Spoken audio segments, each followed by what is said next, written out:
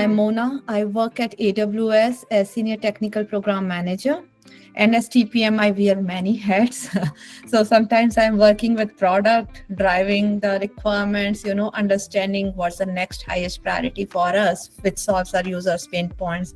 I'm working with engineering to help drive the right design decisions, scalable solutions, and making sure that we are doing the right things as per the requirements. I'm working with UX to make sure that we have the mocks and the designs right, created very carefully and in the right way to meet the right problem statements we want to solve for.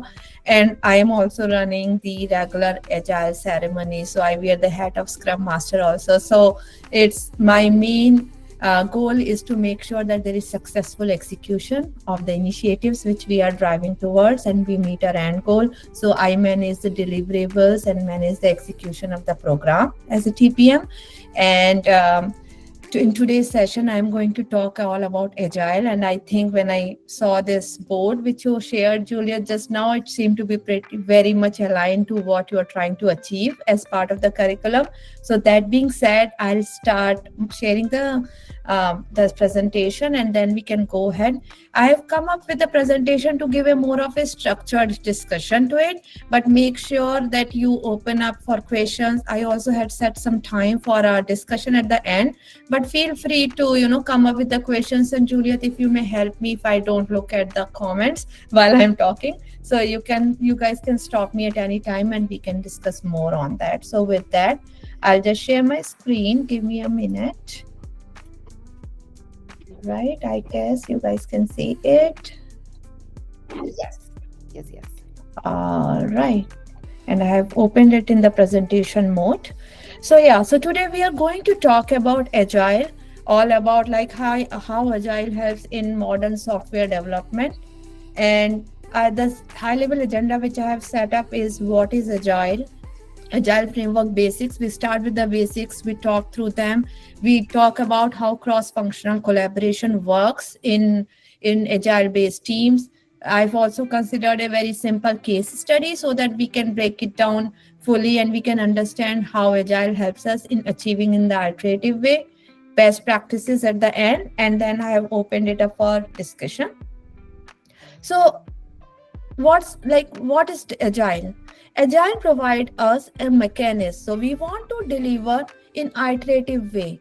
If you compare with the waterfall and Agile, when we go through the waterfall methodology, we have well-defined requirements. We go through a phased approach. If you see in this slide here, our team looks at the big requirements documents and they come up with the whole design approach, jump into design and development phase, followed by a testing team or a QA team validating those test results and then deploying the solutions and going to the maintenance phase. Now, when we go with this approach, there is a very high probability that if we are not collecting the user's feedback early in the cycle. And the goal with Agile, that's why I'm trying to give it more from an example perspective. The goal with Agile is that we want to deliver fast, we want to learn fast, we want to collect feedback from our users fast, we want to deploy in quick, short iterations, learn from that, and then put it back and see, are we going in the right direction? So the goal is to have an iterative approach towards the software development. Now, that does not mean that we are going to release incomplete or irrelevant feature set to our users, but that means that we give it thought that what makes sense, what is the most valuable product, most lovable product which we can deliver to our end users early. We can give it early in their hands and we take the feedback and use that feedback to enhance and elaborate on that. So if I go by definition, Agile manifestos go for 4 core values: individuals and interactions over processes and tools. So it's like we are not working on very robust, big requirements, documents and plans and coming up with all requirements freeze state. Instead, we want to keep the system more interactive. We want to deliver the solutions quickly to the end users, collect feedback, and use that feedback to use those interactions to learn quickly and deliver the most usable product for the next iteration again. We have working software over comprehensive documentation, customer collaboration over contract negotiation, and responding to change over a plan. So I try to give that with an example that we want to deliver quickly. So if you are working on a big complex project, you want to think through what are some of the key features and capabilities which we can deliver fast. And based on that, that's because Agile provided us that flexibility, that iterative approach. That is why we see as of now more than 70% of the organizations use agile approaches and vouch for that, because we want to deliver the business value fast, and that is the reason team wants to align themselves towards the agile framework or agile methodology. If I talk about the framework basics, what are the key components? One is, who are the key roles who are involved in the agile process. Now, when I'm talking about role, these are from the agile definition. Like, we need a product owner because we need someone who own businesses, who understand users' pain points, who has been doing the user interviews or understanding the market needs, market trends. And we need a scrum master who will help driving that agile as per the processes and the meeting requirements, the framework requirements, who help in driving those decisions. So that role is being played by the scrum master. And we have a development team which is like working on the core development.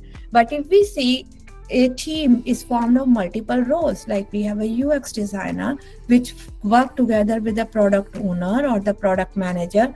Now we have the SDMs and TPMs working together to make sure that the development phases are going in time and as per the aligned design decisions. And we have the core development team. But from the role perspective, we broadly categorize them into three big buckets. Overall sprint structure, because we want to deliver quick. So usually it is 1 to 4 time boxed iterations.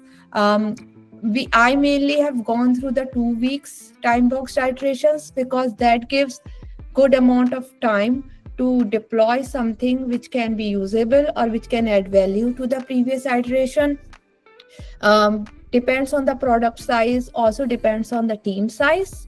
So that way teams vary from a sprint of 1 week to a sprint of 4 weeks. But the goal is that we have the iterations out here. So if you see this picture over here, this image over here, the goal is in a sprint that we go from planning to implementation to review, and then we retrospect based on the feedback we received or based on the improvements in the processes we want to discuss, things that did not go well.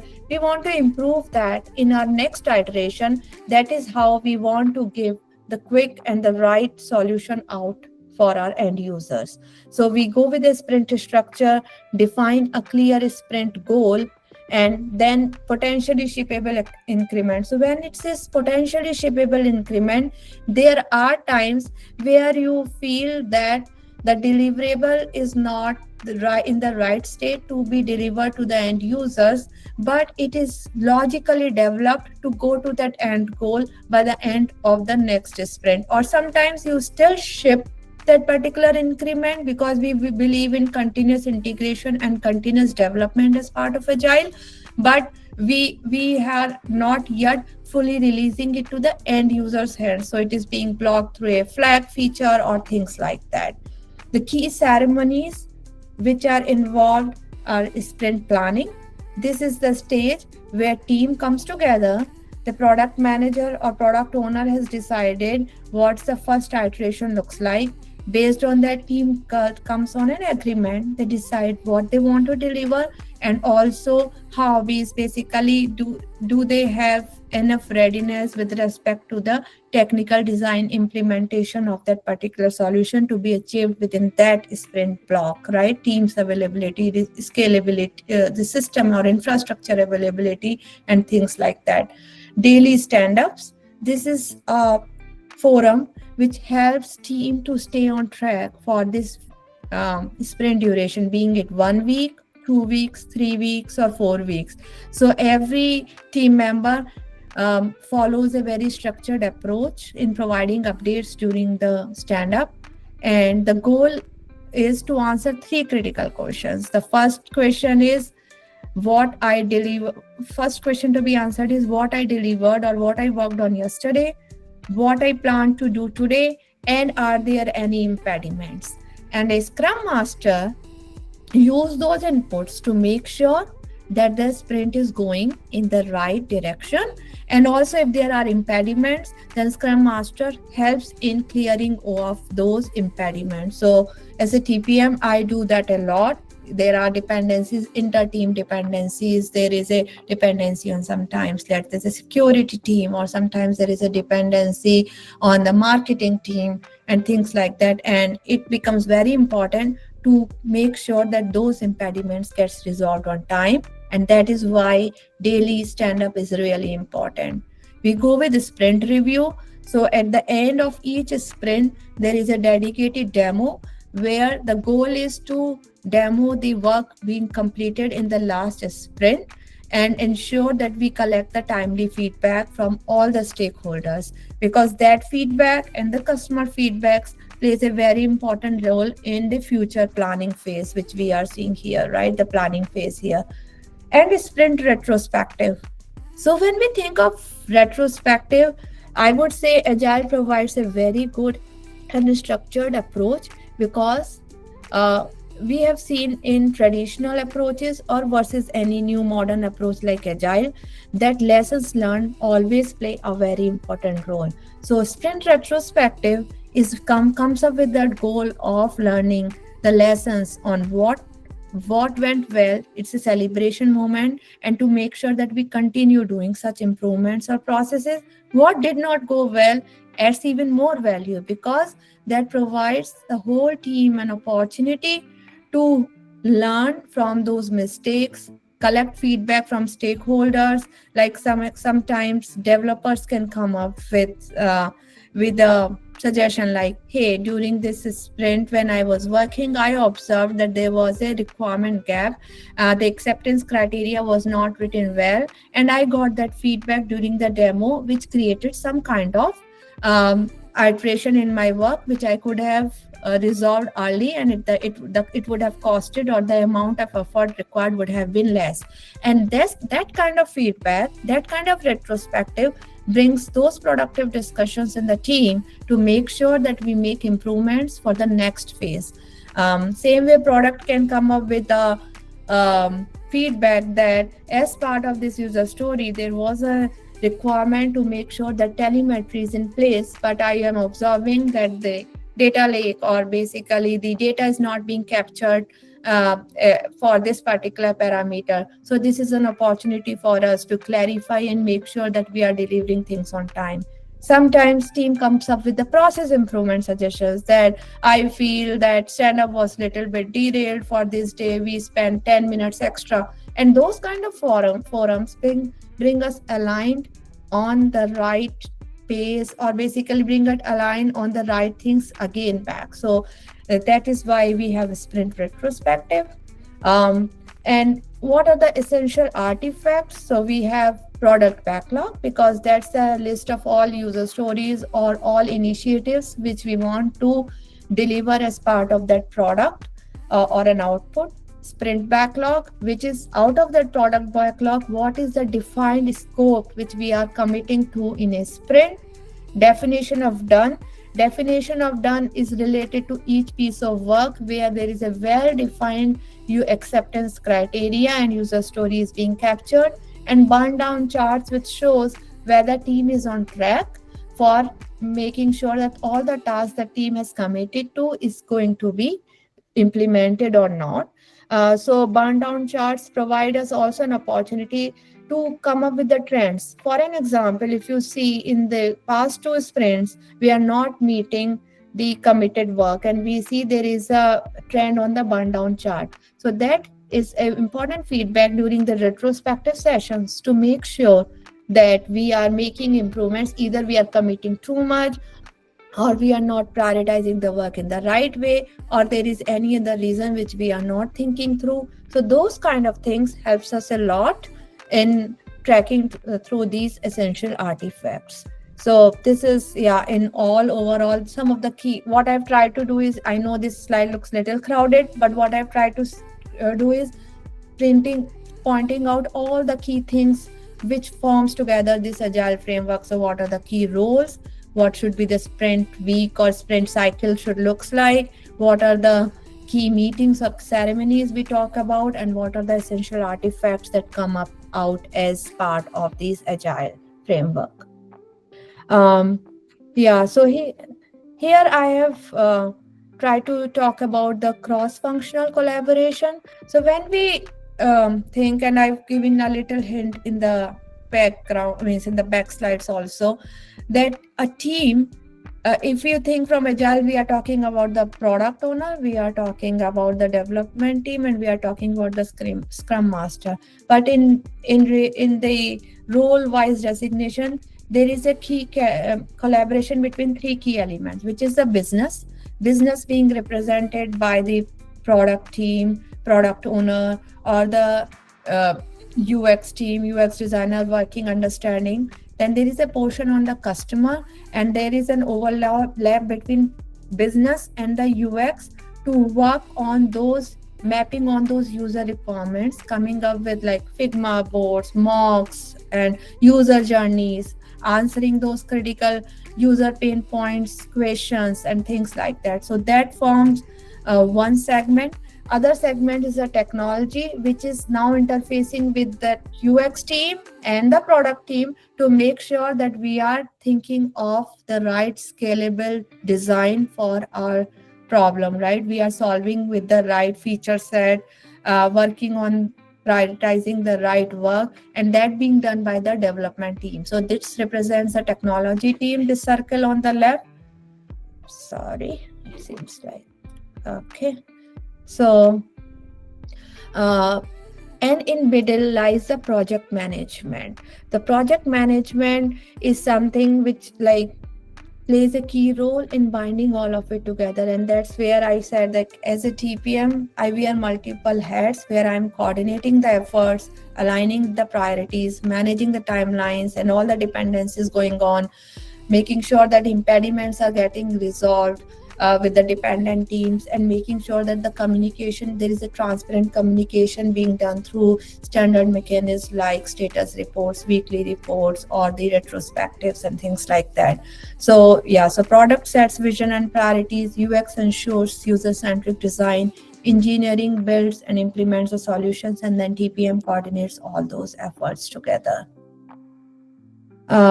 So considering this, I've tried to come up with a case study of a very simple, and I thought like e-commerce application is a very simple and easy to follow for all of us, whatsoever projects or products we are working on.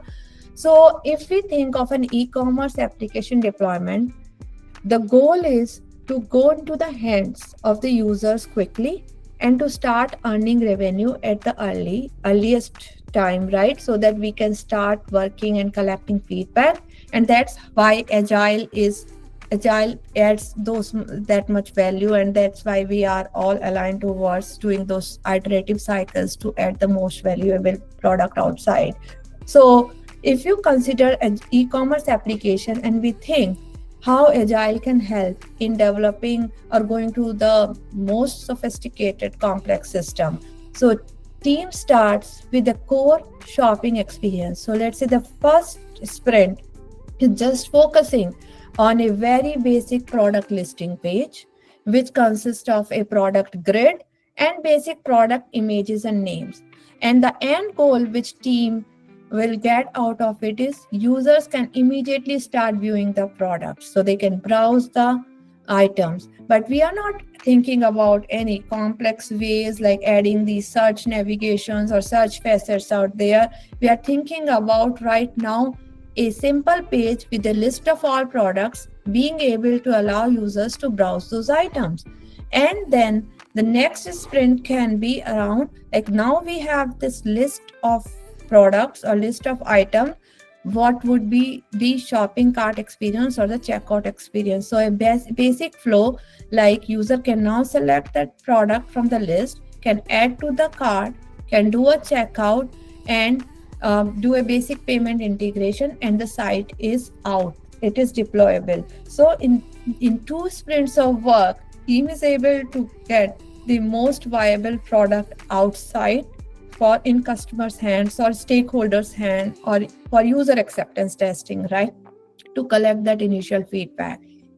Now there are phases which we think through. This is the advanced phases. So we want to go in the next iteration is users request better search functionality. So we want to make sure that we enhance the product further. We give a new product experience by providing more product images, by making sure that we are providing more keywords and data. We are adding colors and different size options. We are providing the search capabilities and things like that. So that adds more enhancement. So next 2 sprints, we are just talking about enhancing the product details or enhancing the search and filtering capability. And at that point of time, team is reviewing the trends, right? They are understanding the analytics. They are understanding how users are interacting with the system, which forms the output for the next. So in this example, the team understood the analytics and figured out that mobile users are not able to complete the checkout process, for an example, or the click option is not working. They are able to see the user journey. The team is analyzing those trends, and that's where probably the next optimum phase was mobile optimization, where screens are enhanced to make sure that the mobile experience looks good as well and the mobile navigation works as well. So if you see in this e-commerce example, instead of waiting for a full-fledged end solution where we provide all the basic as well as advanced features and capabilities, the goal had been to think through how can the solution be more early revenue generating. Second, it can be provided to the end users early because it provides us an opportunity to get the feedback early or to learn from the interactions through telemetry early to make improvements in the future cycle. And that's where Agile helps in keep running or adding the enhancements, features and capabilities quicker than we did releasing the full-fledged, where we have very costly ways of reworking or enhancing the solutions and then again going through the months of cycles of development. So this slide, we are talking about the best practices which we have reviewed. So the end goal should be that we start with small, manageable sprints. We want to make sure that we are following the regular ceremonies like sprint planning. We are doing sprint retrospectives, sprint stand-ups. We are documenting the decisions on the regular forums or meetings which we are doing to make sure that we are tracking the things in the right way.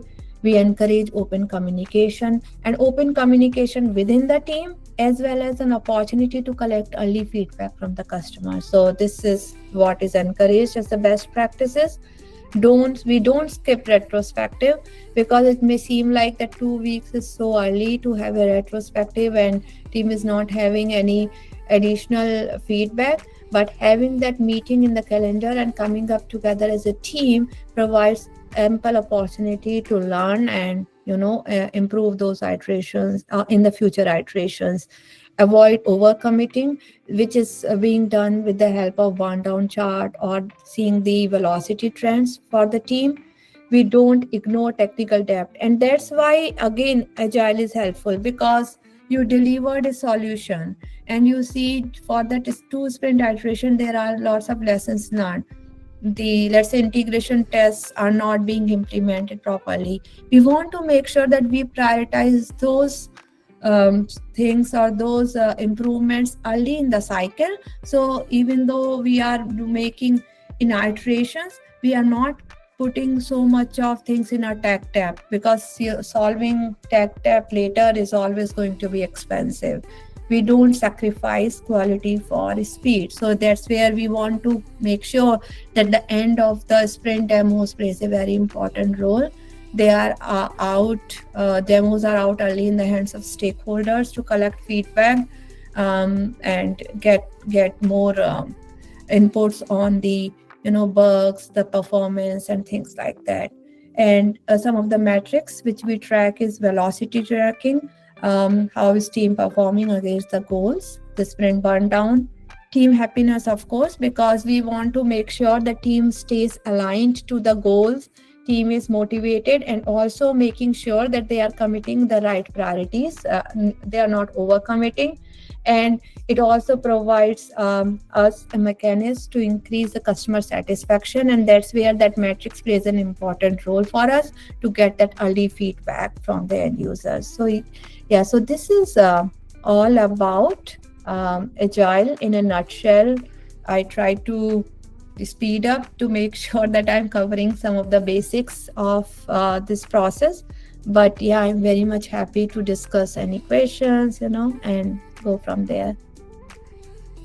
Thank you, Mona. I will give people to write down questions or put hands up, but I do have some questions, so I can maybe start. I feel like usually what is my main concern when we're thinking about like all the ceremonies and agile in like the Cherry and Tech onboarding is like program is the limit time that we have. Yes, like we don't come to work every day 40 hours a week. We usually just meet once a week.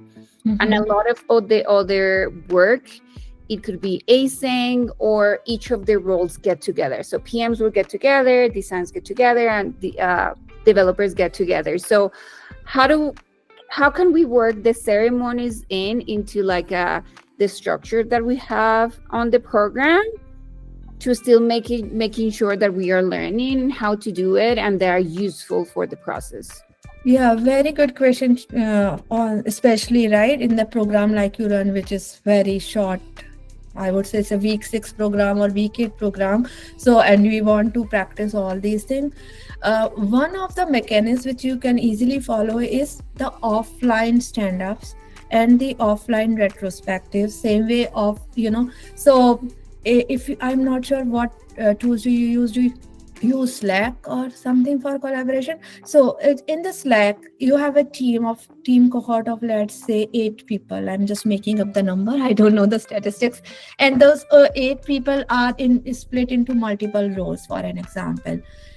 In my opinion, because you do not have the opportunity to meet every day, but everyone can spend 10 minutes of their day, and you have a fixed time where an auto reminder can be set on the Slack itself, where saying, hey, this is the stand-up time, would love to receive the updates. And then each individual has to just answer 3 key pieces: what they worked on today, what they plan to do tomorrow, and what are the impediments they are seeing. Or because that impediment plays a very important role. For example, the person who is working as a product owner in your project has written the user stories, but they are looking for some clarification from a developer, and feels like that kind of input can be very easily coordinated through that offline Slack communication. So if they put that one-liner, impediment, I'm facing this, and the support I'm looking for is this, or the person who is working as a Scrum Master, if they can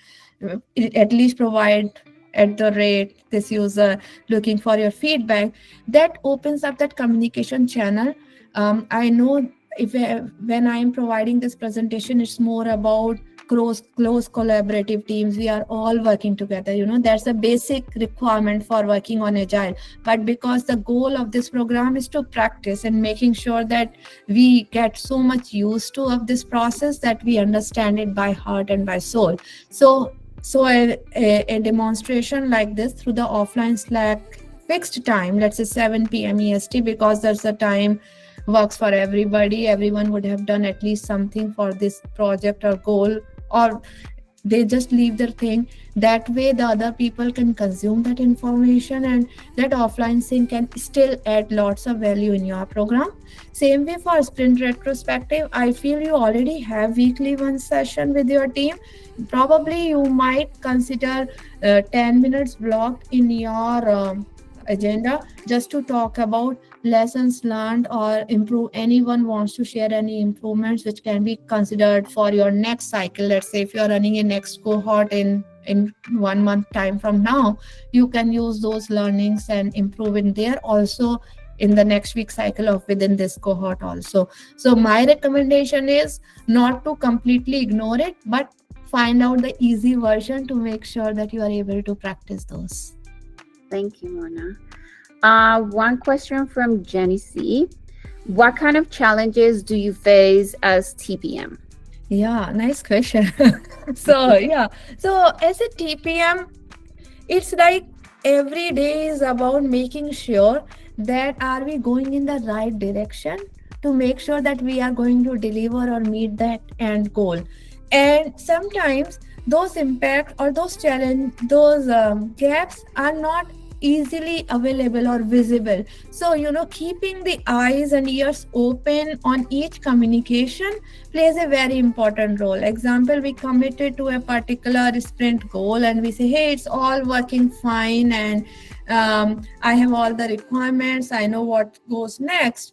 And then during the execution phase, you will suddenly found a gap in the project, or you will find, and that movement, that momentarily decisions plays a very important role, because the aim is to not deviate from the sprint goal, to be able to achieve things, but still trying to minimize the gap. So my lots of time goes around going back with talking to the product and making sure, hey, this is something we identified a new use case, how will it impact this end project or end sprint goal, and how can we make sure that we still deliver on. And that time there is sometimes a quick shift in the priorities, and we say that, hey, the acceptance criteria is for this particular use case, not for this. So making sure that you are on track, you want to meet the customer goal. So that is one of the challenge which always keeps me busy, because it's a very fast running environment. We want to keep delivering and sprint, and lots of times there are other things like new priorities coming up. So you have a roadmap, and sometimes you work on the quarterly roadmap. Out of that quarterly roadmap, you come up with a whole backlog and you are sure of the sprint goals. But suddenly a change in the organizational priority has happened, which has actually impacted throughout the series of the project. So again, revisiting on them and coming back to make sure that things are on time, on track with respect to those strategical decisions, I would say are one of the challenging pieces. Other thing is keeping the team motivated to make sure that they are delivering the right thing. And if I see any kind of if I observe any kind of issues with respect to that, need to work out with multiple stakeholders, like need to work out with STM out of it, or need to work out with other organization members out of it. So yeah, I would say these few things. I feel like added on that question, if there are some goals that can be accomplished or on track, that goes on the backlog? That's the question. Yes. So what you are saying is that goals which can be accomplished are part of the product backlog. Yes, I feel like that's like, what do we do with the backlog, or yeah, maybe what is the backlog exactly, and what happens if we cannot accomplish goals? I imagine like in a sprint, what do we do? Yeah. Okay, so see, backlog is a list of all the features or capabilities we want our end users to have during a specific as part of that roadmap. Now it is like, let's say you are working on a product backlog and you think through long term, you think through by the end of 2025, by the end of 2026, because it's a continuous cycle. We have a long term vision, and product backlog consists of all those feature sets and capabilities. Some of them will not be too much well defined till the time it has come to the stage, because remember, it's agile and we are learning from each cycle, and sometimes things keep on moving. That's why the transition from product backlog to sprint backlog plays a very important role. But as a TPM, for at least for from my perspective, I always want to make sure that we have a very well defined goal for at least next 4 to 5 sprints, because that's where you can see some of the really usable feature sets going to the user's hand, and you have good amount of data to collect the feedback for the future upcoming backlog. So I see product backlog as a roadmap including both short term and the long term priorities, sprint backlog as an opportunity to immediate priorities, and a set of sprints backlog as a roadmap of like within a quarter or within like next 6 to 8 weeks of plan which we are short of. So what goes into the sprint backlog is definitely what we want to achieve. What goes in the product backlog, it has two portions. Initial few, that's why that prioritization works. So the top 5 or 6 priorities definitely we want to achieve. Next 5 or 10 we are evolving over a period of time, because lots of time the lessons learned which we are doing are, right now, for an example, right now we all are going towards the AI world. Agents are getting developed, Gen AI is being used, and every product or every feature gets impacted for that. So we have in our product backlog those long-term thinking on how agentic AI will be impacting the users' behavior for my product, but it is not yet defined, because let's say we are working on defining those requirements, how we want to build it. So it's part of product backlog, and lots of effort is going on there, but that effort is going from product managers, business TPMs, SDMs. That investment is not yet going from developers, and they are not like too much involved into it. So that is one question you asked. Other question you asked was what happens to the incomplete work. Yes. Right. So what happens to the incomplete work when something is not being completed, and it's a continuous cycle of prioritization. Most of the time this was a priority task, we want to deliver it, so it goes immediately and pushed into our next sprint, and that's where our next sprint MVP goals or MLP goals changes, because let's say I planned for 20 story points, but engineering could deliver only 16 story points, and that last 4 story points also we actually had an internal sprint prioritization. So the engineer did not pick those 4 story points which were not like let's say analytics was not implemented as part of this phase, but end user feature is released. However, for product, it is very important to have the telemetry to make sure that future decisions are being made in the right way. So the next highest priority will be to implement the analytics while we are working on another feature set which we want to deliver for the end user. So it's a total game of prioritization, and that's where those daily sprint ceremonies plays a very important role. Love this. Oh my goodness, there's so many dream things on my backlog. Yeah, that sometimes we don't get there because some other priorities come into place. But here another question from Jenny V. How are the roles of product owner and Scrum Master assigned? Do they remain the same to the entire project?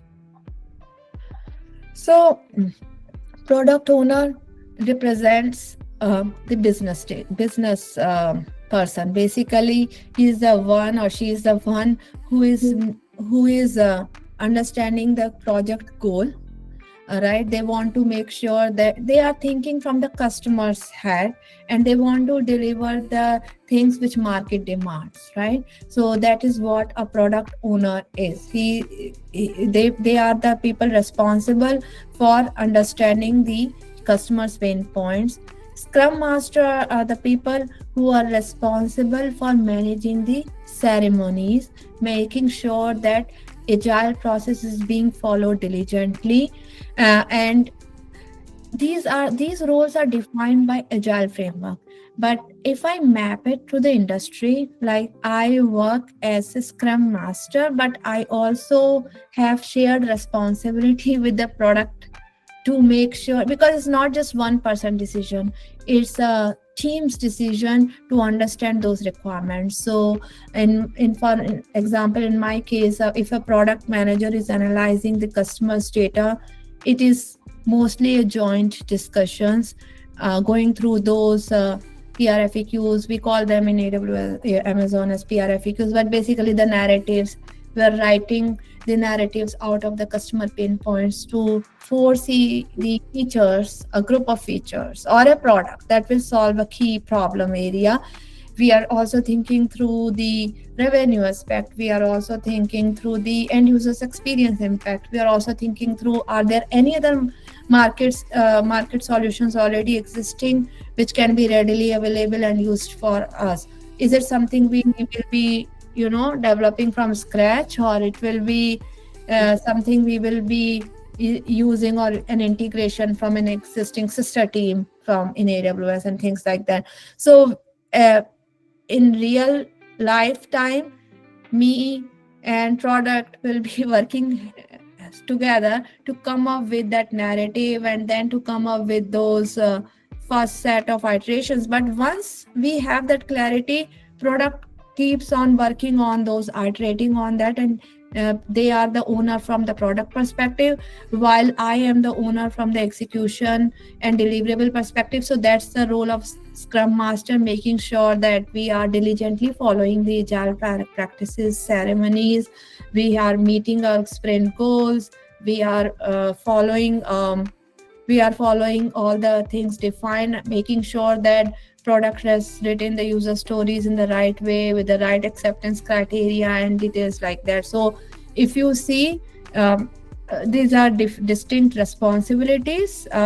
Now, can't we switch roles? Definitely. Like if we want to backfill each other's shoes, we always do that. But it's always good to have a well-defined team structure for a long term. And if for short term you want to switch through, team does that. Love this. Because I was going to ask something around the same, as we do have 2 PMs per squad. So I feel like could be like a good exchange of like learning different skills between the 2 PMs in a way. Yeah. Okay. And I feel like we have time for one more question. This is from Catherine Molina. How does the process of assigning tasks to the development team work? Okay, so when we are working through, we are coming up with a product backlog, and as part of backlog, now we are defining well-defined user stories. Those user stories go through a grooming session, which we call as backlog grooming sessions. During those backlog grooming sessions, user stories are dived deep upon. So team understand, they say that, hey, we have a product catalog page. Users are, I am making up a user story on improving the search and discovery experience of a e-commerce platform. So we have a product backlog, we have a product, we have a home page. Now users are taking 10 seconds, for an example, to be able to find the product they want to and then go to the checkout experience. I want to reduce it to 4 seconds, so I want to increase the search facets, or I want to improve the search discovery. So this is the user story. As a product owner, I want users to come to XYZ site and be able to discover on a product within 4 seconds and add it to the cart, right, for checkout. Now when product owner writes that user requirements and they have a set of acceptance criteria, team reviews those and understand, and then there are detailed discussions. Hey, you want facet in the left navigation, what is the source, what metadata will be linked to it? Would it be product name, would it be product category, would it be the cost, price linked to it? There is a set of metadata which is linked to the product, and then team discuss on those requirements, and actually those requirements are getting added as part of the grooming exercise. And then at the end, team comes up with the estimation of that particular user story. So usually product manager or TPM does understand what are the detailed requirements. So as part of that user story, all of these details are already added. Today we have this metadata. We want it to be easily filterable on the left navigation or on the top navigation, so that it can give the filtered result quickly, and then team reviews it. If they have any questions, we answer them. And then there is an estimation process, which is in the form of 1 story point, 2 story points, depending upon the story point process which team follows. And that gives us an idea from the past experience. If a team of 2 developers, very small team I'm talking about, has a velocity of 12 story points per sprint of 2 weeks, that means I can right now prioritize for the next iteration only 12 story points of work. So that gives us an idea on how much work I am committing to. So the data points for you is previous burn down chart, estimation approach, and then making sure you are planning the right amount of work as per those story points. Did I answer question? Is there anything follow-up question on that? What do you think? Yes, thank you. Yes. Okay. Cool. I feel like we're at time. I cannot believe I'm not too late closing this first time. Mona, thank you so much for this. I will be sharing the recording for everybody. And Mona, thank you for coming and joining us. Yes. Thank you so much. No, thanks for having me, and I truly enjoyed this session, and I hope I could answer some of your questions. Yeah. Yes, this is good. And for everybody, I know some of you have their squad meeting just after this. Please, if you have any questions, just put it back into your Slack channels or your mentors. This is it for now. See you for the global meeting in 2 weeks. In 2 weeks for our next global meeting. Mona, thank you so much.